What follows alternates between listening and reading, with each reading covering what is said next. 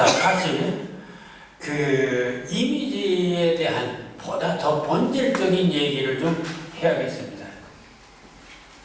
자, 아까 조금 얘기했습니다만, 자, 이제 은유와 이미지의 관계를, 자, 은유는 뭐고 또 이미지는 뭐냐?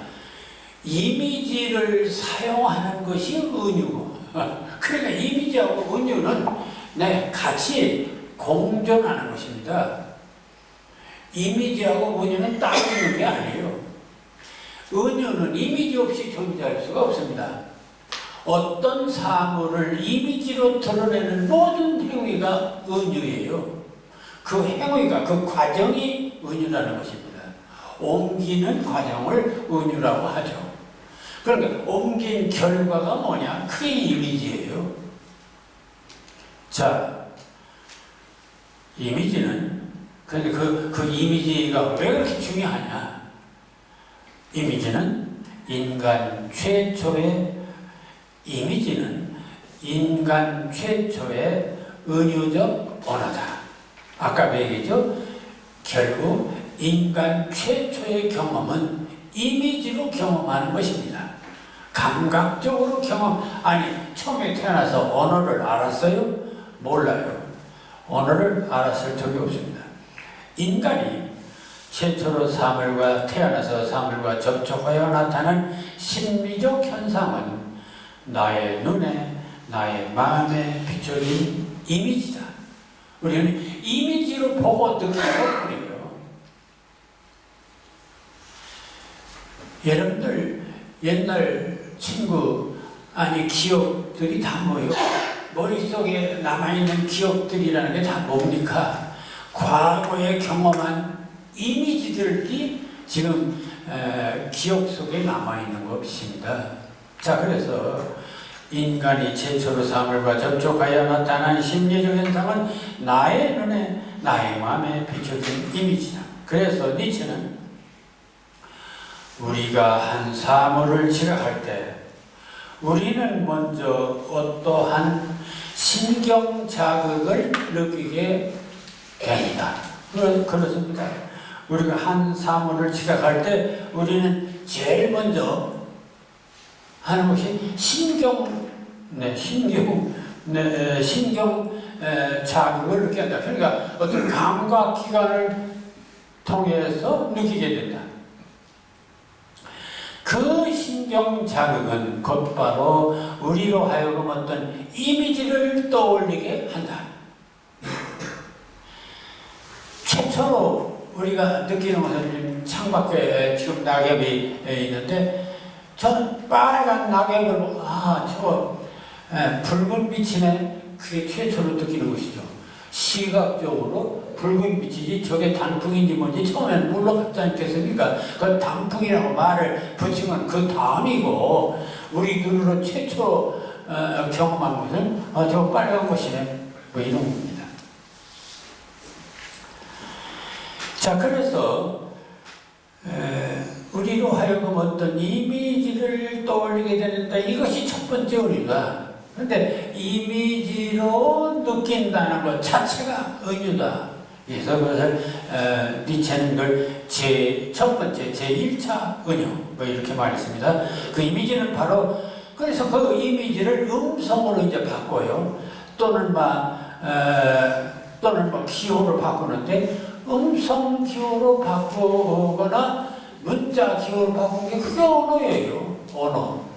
언어 이전에는 우리는 이미지로 느낀 거죠. 그것을 음성 기호나 문자 기호로 바꾼 게 언어다. 자, 그래서 이것을 두 번째, 그럼 이 세상에 있는 모든 언어는 뭐다? 이미지예요.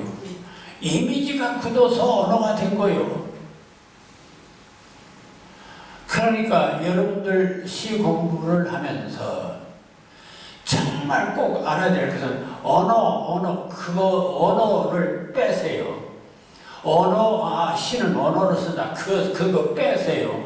그럼 시는 뭘로 쓰느냐? 이미지로 쓴다. 이미지로 드러내고 이미지로 쓴다. 이렇게 되어야 시를 쓸 수 있지. 언어로 쓴다. 왜냐면 언어는 이미 추상화되어 가지고 그 감각 기능을 상실했어요. 그렇기 때문에 우리는 최초의 언어는 이미지다. 그래서 우리는 최초의 언어인 이미지로 쓴다. 이미지로 소통한다. 그래서 우리는 이미지를 먹고 사는 존재다.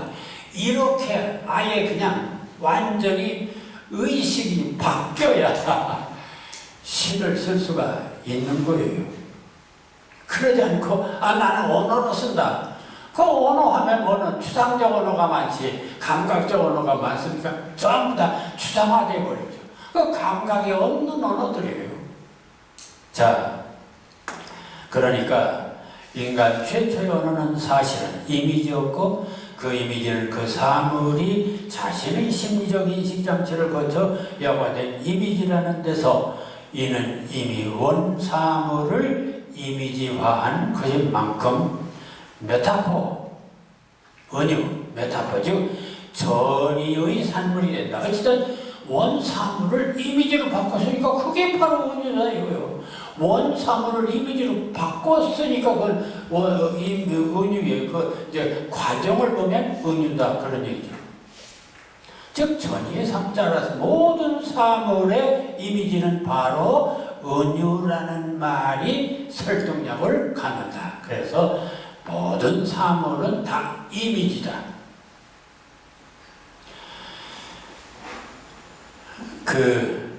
내가 이제 이미지 원고를 쓰면서 우리 집 손녀가 왔어요. 그래서 이제 생선을 이렇게 줬더니 뭐라고 하냐면 2살박이 우리 손녀가 생선 먹을 때면 뻐끔이 그래요. 왜 생선이라 않고 뻐끔입니까? 그러니까 최초의 어린아이는 생선이라는 걸 몰라요. 다만 물을 뻐끔뻐끔 먹는 그런 감각적인 경험만 알고 있었어요. 뻐끔이 먹는다는 거예요. 한동안 뻐끔이 하다가 이제 부모들이 그 뻐끔이가 아니고 생선이야. 교육시키니까 그 다음부터 생선이 된 거예요. 물고기 생선이 된 거죠. 그러니까 최초 인간의 감각은 감각적인 이미지입니다. 난 그걸 보고서 저거다. 그래서 내가 여기다가 썼어요. 결국 인간 최초의 경험은 이미지다. 그 이미지가 체계화된 게 언어예요. 자, 그런 점에서 우리는 이미지를 중요시해야 되겠는데, 자, 그러면 이 은유 또는 이미지 이것을 수사학적 관점에서 뭐라고 말하느냐. 그래서 수사학적 관점에서 보면 원관념과 보조관념이라는 말을 써. 이것은 어디까지나 수사학적인 또는 비유법적인 표현이에요. 은유란 비유법 또는 수사학의 용어로 행동개념, 물체 등을 그와 유사한 다른 말로 대체하는 비유법을 말한다. 은유를 한자어만 보고 원래 뜻을 숨기고 비유하는 보조관념만 나타내는 비유법을 오해하는 경우가 있는데, 원래 은유 즉 메타포에서 이 메타 초월과 벗어남, 오버, 비욘드 라는 뜻이다. 그러니까 그리고 또 하나는 이동한다. 그러니까 벗어난다. 기존의 것을 벗어난다. 또 하나는 이동한다. 옮기는 거예요. 바꾸는 거예요. 트랜스포한다. 남자가 여자가 된다. 여자가 남자가 된다. 그것을 트랜스모라고 젠더 자, 여기 바꾸는 겁니다. 바꾸는. 따라서 은유란 어떤 사물이나 의미나 감정이 다른 사물이나 의미로 옮겨져 전자의 사물이 후자의 사물로 그 뜻이 전이 옮겨지는 것이다. 예컨대 여호와는 나의 목자신이라는 은유의 문장은 여호와라는 원관념을 목자라는 이제 이미지로 바꿨는데, 이때 이것을 수사학적, 비유법적인 용어로 말하면 하나님, 여호와는 원관념이고 그것을 이미지로 표현한 목자라고 하는 이 말은 그래서 보조관념이라고 말해요. 그래서 원관념과 보조관념 이렇게 말하죠. 원관념과 보조관념의 관계. 그래서 결국 모든 사물을 비유적으로 말하면, 수학적으로 말하면 원래의 명칭을 다른 사물로 바꿀 때 그것을 원관념을 보조관념으로 바꾼다, 이렇게 말하죠.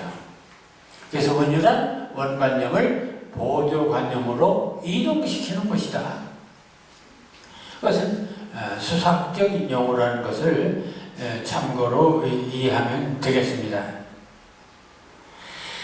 자, 그래서 이 원관념을 이 보조관념으로 바꾸는 또 예를 한번 봅시다. 자, 박두진의 꽃이라는 시입니다. 자, 꽃이라는 그러니까 시는 그 대상이 꽃, 그러니까 원관념이죠. 그러니까 이 꽃이라는 원관념을 어떻게 보조관념으로 옮겼는가? 그럼 원관념을 보조관념으로 옮기는 작업을 은유라 하고, 그 보조관념이 바로 은유적 이미지가 됩니다. 그럼 봅시다. 이는 먼 해와 달의 속삭임. 이는 먼 해와 달의 속삭임. 그런 꽃이라는 원관념을 이는 먼 해와 달의 속삭임이다, 이렇게 바꿨어요. 그럼 여기서 해와 달의 속삭임을 수학적으로 보면 보조관념이죠. 그리고 좀 더 본질적으로 말하면 이것은 꽃이라는 의미를 해와 달의 속삭임이란 새로운 의미로 옮긴 것, 이동한 것입니다. 따라서 이 해와 달의 속삭임은 꽃에 대한 이미지, 은유적 이미지, 이렇게 옮기는 작업을 우리는 은유라 한다. 그런데 이 사람은 꽃을 해와 달의 속삭임만으로 끝낸 게 아니라 비밀한 울음이라고도 했습니다. 그래, 비밀한 울음으로 바꿔서, 그럼 이 비밀한 울음도 수학적으로 보면 보조관념, 그렇죠? 또 이것은 하나의 이미지죠. 그러니까 원관념 해를 비밀한 울음으로 바꿨어요. 한 번만에 어느 날에 아픈 피 흘림, 한 번만에 어느 날에 아픈 피 흘림, 또 아픈 피 흘림으로 바꿨어요. 그러면서 아픈 피 흘림은 보조관념이죠. 그리고 이것을 또 달리 말하면 하나의 이미지입니다.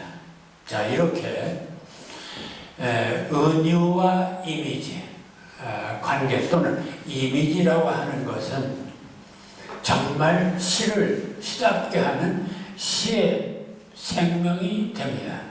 그러니까 우리는